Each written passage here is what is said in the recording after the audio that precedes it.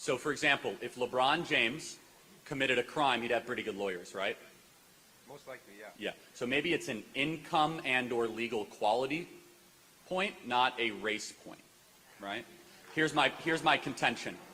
My contention is the following. There are other reasons to blame disparities other than discrimination, a lot.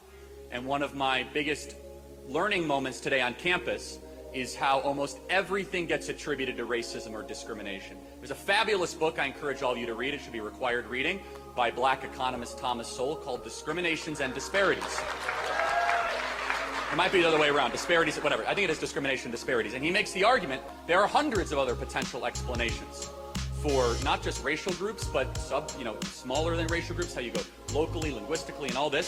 So I encourage you to look at that, and you have to factor that in. I don't think for a second, and you wouldn't either, that Oprah Winfrey, who has a house right down the street, if she committed a crime, that somehow she would not be able to get the best legal help. It's not about skin color as much as it is income, which is not about race. It's about other choices, such as, is there a father in the home?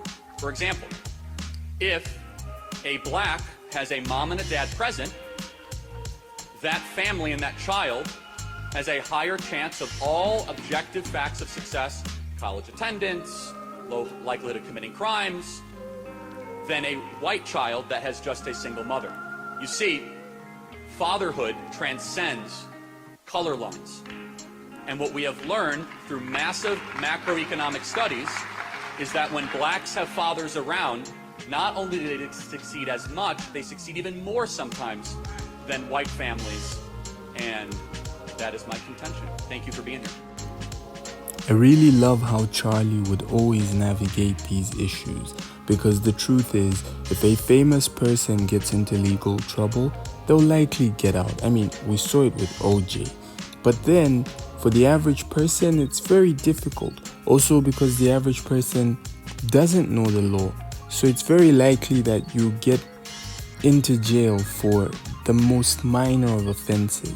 And it really doesn't help to grow up without a father, because the role of fathers in society is immense.